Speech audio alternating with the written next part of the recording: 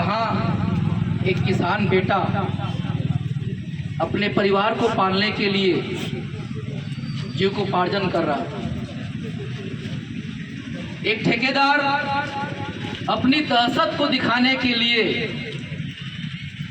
निर्मम हत्या, घर में जाकर परिवार को धमकाया, मौके पे घेर के ले गए अपने कार्यस्थल पर। पहले से सुनियोजित षड्यंत्र, घेर कर मारा, मारने के बाद गाड़ी और छोड़कर उसके अधमरे शरीर को ले जाकर, जैसे पीएम का रिपोर्ट आया, दोनों आंखें फोड़ दी गई, दोनों हाथ तोड़ दिया गया, पसली टूटा हुआ था। मतलब इस कदर हाथ पैर बांध के मारा कि दहशत दिखाना था। उसके बाद टंकी में डाल के कंक्रीट से प्लास्टर कर घर में जाके फिर दूसरा दिन दम है तो ढूंढ कर दिखाओ। ये शायद अंग्रेज के समय भी ऐसा नहीं होता। मैं प्रणाम करता हूं उस युवा को जिसने आदिवासियों के जमीर को जगाने के शुरुआत किया, भले ही हमारे बीच शहीद हो गया। शहीद संदीप लकड़ा, शहीद संदीप लकड़ा। और मैं प्रणाम करता हूं उस बेटी, उस बहन को, मैं प्रणाम करता हूं उस बेटी और बहन को जिसने आदिवासी समाज को एहसास दिलाया कि अपनी लड़ाई लड़ सकते हैं। मैं बारंबार प्रणाम करता हूं सेलिना बहन को जो इतना दुर्दांत घटना होने के बाद लगातार समाज के साथ अपने दर्द को लेकर रायपुर गई, आयोग में गया, टीआई के पास गई, एसपी के पास गई, लेकिन वह निष्ठुर चुनी हुई लोकतंत्र की सरकार, वोट हमारा, बने विधायक जो दुर्भावना दिखाए, शायद कोई और होता टूट जाता। लेकिन इसके अंदर पीड़ा था क्योंकि इसकी जानकारी मिल चुका था कि बेरहम तरीके से मारा गया। ये कलपती रही, बोलती रही कि प्रमीला ने मुझे बताया आपके पति को बांध कर ले गए, नाक और मुंह से खून बह रहा था। लेकिन निष्ठुरता की हद, वर्दी जो सरकार ने दिया, संविधान ने दिया, उसको तार तार कर दिए। किसके पास जाए? वो विधायक जो खुद सेना में था, जिसकी प्रथम प्रतिज्ञा था हर अबला की रक्षा करना, हर गरीब की रक्षा करना, हिंदुस्तान के हर नागरिक की रक्षा करना, लेकिन पार्टी का चोला पहनते ही दागदार हो गया। और हमारे सांसद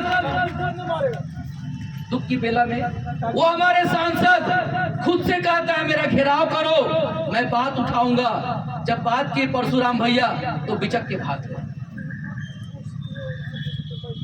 देश के संविधान में अगर विधायक और सांसद को प्रिविलेज मिला है तो 5वीं अनुसूची में आदिवासी को विशेषकर बहुत से अधिकार मिले। ये सत्ता के दलाली करते हुए विधायक सांसद इतने निष्ठुर हो गए, किसी अबला नारी तो उनके छोटे बच्चे को लेकर घूमती रही, लेकिन वह निष्ठुरता की हद कहीं नहीं सुना। वो तो हमारे समाज के आदरणीय परशुराम भगत जी दिल के साफ है, फरमाया गया कि नहीं, वो तो उसके सालक पास चला जा चुका है। लेकिन परशुराम जी विश्वास किए, डॉक्टर अमृत मरावी, तरुण भगत, विजय सिंह खुसरो जी, अनूप टेकाम जी, लोग लगे रहे, अपने दम पे अपने गाड़ी से रायपुर ले गए।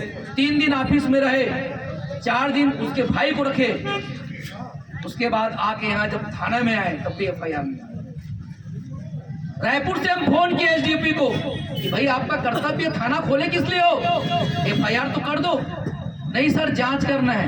अरे प्रथम सूचना के पहले कहीं जांच होता है क्या? प्रथम सूचना के पहले कहीं जांच होता है क्या? नहीं। तो क्या हम थाने में घुस के नियम सिखाए? जाना पड़ेगा। क्या हम थाने में घुस के नियम सिखाए क्या? अरे पहले एफआईआर तो कर लो।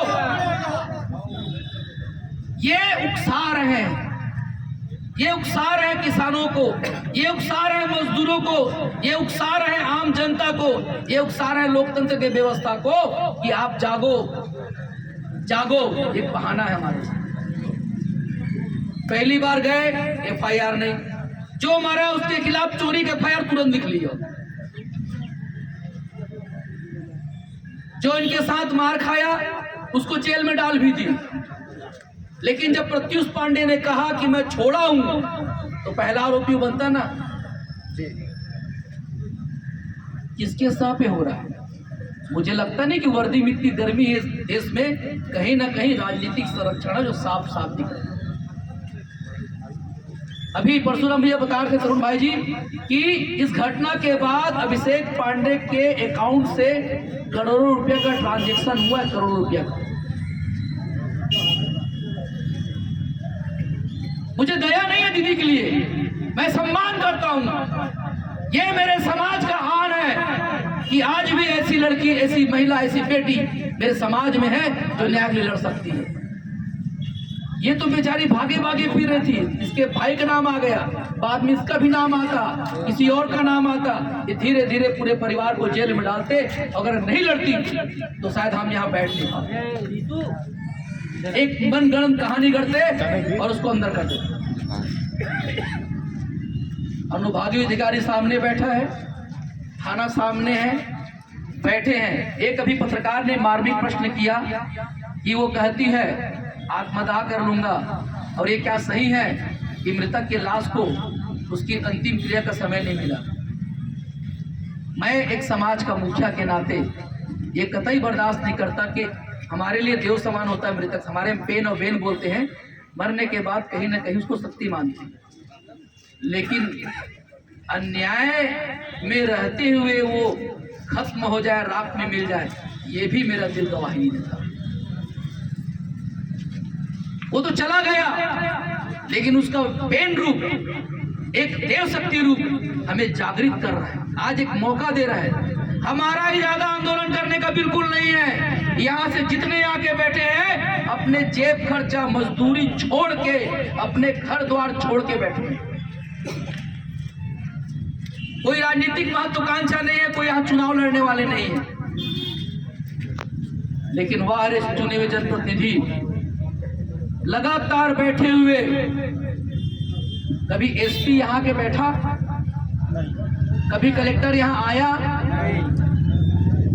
अभी घटना हुआ कवर्धा में, हम उसका भी निंदा करते हैं, लेकिन दो उप मुख्यमंत्री चले गए, एसपी कलेक्टर तत्काल बर्खास्त हो गए।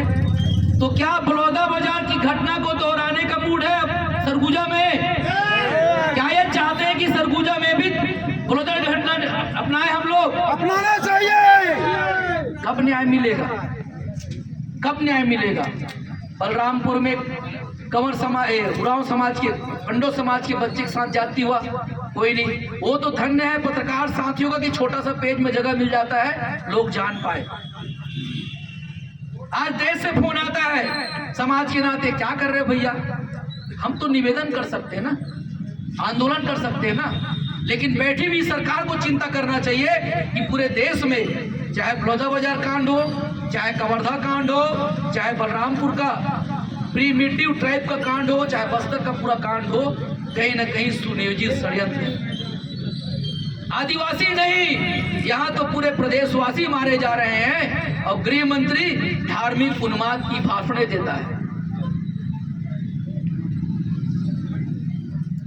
गृह मंत्री धार्मिक क्रियाकलापों को उन्माद बनता है।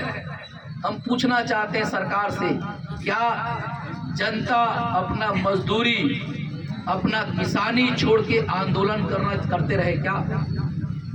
कौन देगा इनका हट जाना? कैसे पलेगी इनके बच्चे? मुआवजा हमारा मांग नहीं है, लेकिन अधिकार तो बनता है। इस देश के संविधान में लिखा है, हमारी मांग है कि अगर बुलडोजर की सरकार दिल्ली में है, उत्तर प्रदेश में, छत्तीसगढ़ में है, तो मात्र इस क्रियाकलाप में क्यों रुक गया?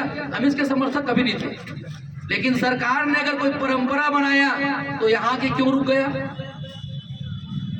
एक और नियम है, निर्मम हत्या जब होता है तो संपत्ति को कुर्क किया जाता है। अभी तक संपत्ति कुर्क हुआ क्या उसका? नहीं हुआ। लेकिन मृतक के भाई को उठाने के लिए मुंबई पुलिस चली जाए, और इतनी घटना से समझ में आ रहा है नौकरी तो उनका हक बनता है। इसलिए नहीं कि मृत्यु इसलिए कि आपने प्रताड़ित किया। और एक जनमानस में लोक भावना जगाने के लिए हम लोकतंत्र के हितैषी हैं।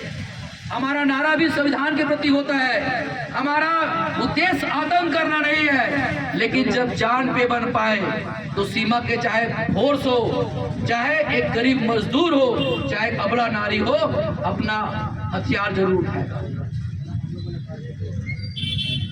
एक पत्रकार ने पूछा, आत्मदाह की चेतावनी दे रही है। नहीं, हम इसके पक्षधर नहीं हैं, लेकिन कोई अगर अपने ही राज्य में, अपने ही जमीन में, अपने ही धरती में इस कदर प्रताड़ित करे कि एक बात उसकी आंसू की मूल्य ना हो, तो धिक्कार है इस सरकार पर। हम आत्मदाह के समर्थक नहीं है, लेकिन अगर बहन कहीं किसी कारणवश मन में ठान ली और आत्मग्लानि से पीड़ित हो कहीं कर ली, तो ध्यान रखे सरकार, पुलिस प्रशासन, फिर वो बलौदाबाजार कांड को बचा नहीं पाओ। क्योंकि सरकार को भी हम बनाते हैं, कोई दिल्ली से बन के नहीं आता। वोट भी हम डालते हैं, जमीन भी हमारी, अधिकार भी हमारा, संविधान भी हमारा। हम प्रताड़ित क्यों होते? कोराम साहब रिटायर्ड डीआईजी रहे, उनके पास जाके रोई बहन।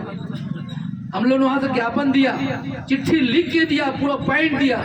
फिर स्वयं आए एसपी के पास बैठ के जैसे 3 पॉइंट को बोले, 3 दिन के अंदर घटना पकड़ा गई। 4 महीने से पेंडिंग केस, 3 दिन लगा जैसी पॉइंट बताए साहब। तो क्या पुलिस इतना प्रशिक्षित नहीं है?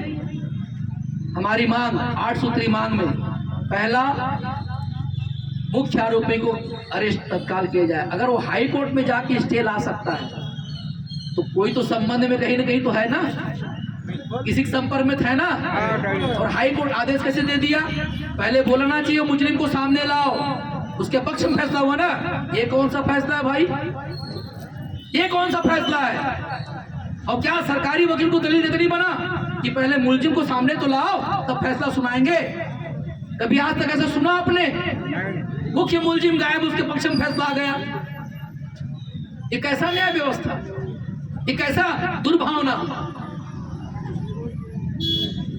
इसकी हम कड़ी निंदा करते हैं। मानते हैं कि माननीय न्यायालय का सम्मान करना चाहिए, लेकिन ऐसा दुर्भावना बिल्कुल नहीं चलना चाहिए। दूसरा, उचित मुआवजा वो सरकारी नियम में है। हम लखीमपुर में 50 लाख देते हैं, कहीं जाके देते हैं। जयपुर में हत्या हुआ, पूरा बस्तर से सरगुजा बंद हो गया धार्मिक उन्माद लेकर, लेकिन निर्मम हत्या दहशत फैलाने के लिए हुआ, उसमें कहीं एक भी कार्रवाई नहीं हुआ।